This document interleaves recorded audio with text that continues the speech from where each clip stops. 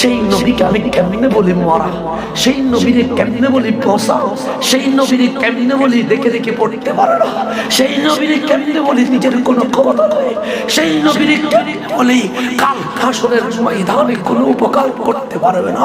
তুমি আমার বন্ড বলেছ নবীর পক্ষে কথা বলার কারণে, তুমি আমারে বন্ড বলেছ নবীর পক্ষে দাঁড়িয়ে তোমার স্কলারের বিরুদ্ধে বলার কারণে।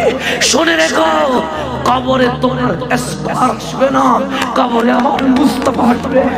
আমি মুস্তাফাকে বলবো মদিনার ফেরিওয়ালা ছিলাম, মদিনার ফেরিওয়ালা ছিলাম, মদিনার ফেরিওয়ালা ছিলাম। ইয়া রাসূলুল্লাহ বলেছিলাম, ইয়া নবী সাল্লাল্লাহু আলাইহি বলেছিলাম, মিলাদ নবীর পক্ষে কথা বলেছিলাম। ইয়া রাসূলুল্লাহ উম্মত, আপনার নবীর উম্মত দাবি করে যারা বেয়াদবি করেছিল তাদের পক্ষে নয়, মুস্তাফা আপনার পক্ষে কথা বলছি।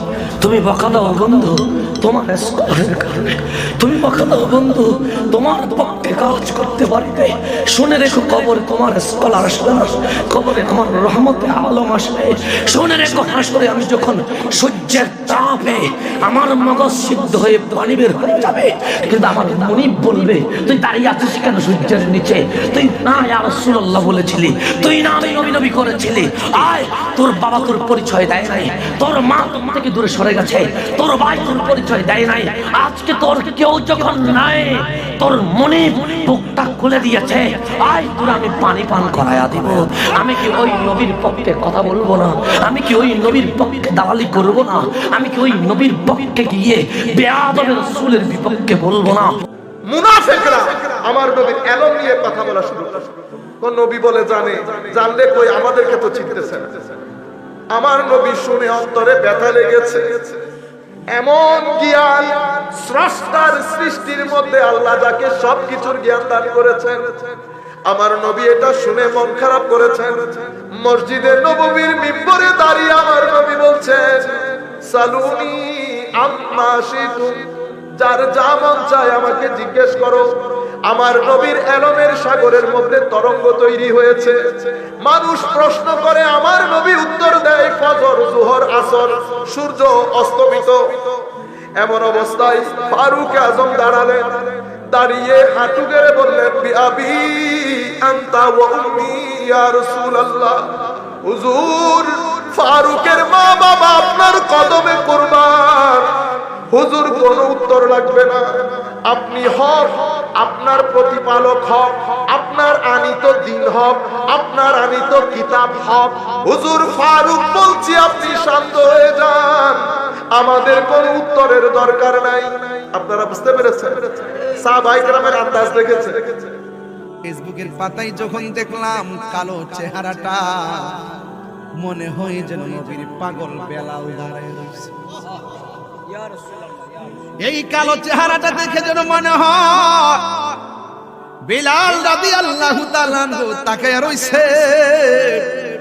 ও বন্ধুরে, প্রেম এমন একটা জিনিস, যে প্রেম সাদা বোঝে না, কালো বোঝে না, ধনী দরিদ্র প্রেমের কাছে হার মানে। হাইরে, আমি কি চিত্র দেখলাম! দক্ষিণ আফ্রিকার কালো একটা ছেলে দেখলাম, হেলান দিয়া নবী রওজার দিকে তাকায়া তাকাইয়া চোখের পানি ফালায়া ফালায়া।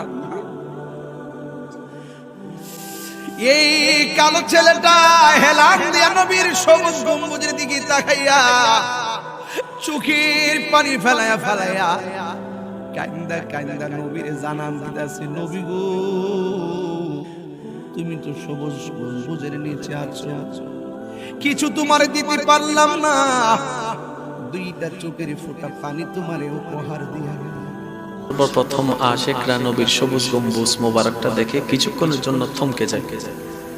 আমি কি সত্যি দেখছি নাকি স্বপ্ন দেখছি? আর আমার মন তখন বারবার বলে, গম্বুজ দেখে যদি আশিকরা এমন হয়, হাসরের দিন যেই দিন সেই নবীকে দেখবে। একটু ভাবেন তো, যেদিন নবীকে আপনি সচক্ষে দেখবেন, যেদিন আপনার চোখের সামনে নবীকে দেখবেন, সেদিন কেমন লাগতে পারে? কোন নবী যে নবীর কোনো তুলনা হয় না, কোন নবী যার চোখ মোবারকের তুলনা হয় না, কোন নবী যার চেহারার কোনো তুলনা হয় না, কোন নবী যার বলার তুলনা হয় না, চলার তুলনা হয় না, হাঁটার তুলনা হয় না, বসার তুলনা হয় না, নামাজের তুলনা হয় না, তেলাওয়াতের তুলনা হয় না, যে নবীর মুস্কি হাসিরও তুলনা হয় না। পৃথিবীর বুকে একমাত্র আমার নবী পেয়েছেন এমন মুস্কি হাসি যেটা দ্বিতীয় কেউ পায় নাই। আমার নবীর চোখের মতো কোনো চোখ নাই, আমার নবীর হাঁটার মতো কোনো হাঁটা নাই, আমার নবীর অবয়বের মতো কোনো অবয়ব আল্লাহ দ্বিতীয় সৃষ্টি করে নাই। হায় হায় হায়, যাকে কাছের থেকে দেখলে ভাগ্য খোলে দেখলে। গাছ দূরের থেকে দেখতে ছিল আল্লাহ রসুলকে, মন ভরতে ছিল না, দোয়া করছেন মালিক দূরের থেকে দেখি মন ভরে না, একটু কি কাছে আসার অনুমতি দেওয়া যায় না? তোমার বন্ধুকে একটু কাছের থেকে দেখবো। মানুষের মতো হাঁটতে হাঁটতে আল্লাহ রসুলের মাথার সামনে আইসা দাঁড়ায় গেছেন। জাবের রাদিয়াল্লাহু তাআলা আনহু বলতেছে, ইয়া রাসূলুল্লাহ, দেখলাম তো দেখলাম কি? বলে কি দেখছিস?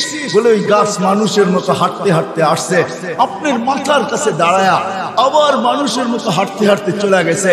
তো আল্লাহ রসুল বলছে, ও দূরের থেকে দেখতে ছিল, মন ভরতে ছিল না। তো হাত উঠায় দিছে, মালিক এত কাছে বন্ধু আসলো, আপনার বন্ধু আসলো, আমি দূরের থেকে দেখা মন ভরে না, একটু কি অনুমতি আমাকে দেওয়া যায় না যে আমি একটু মাথার কাছে দাঁড়ায় দেখবো, নিজের মনটাকে ধরবো?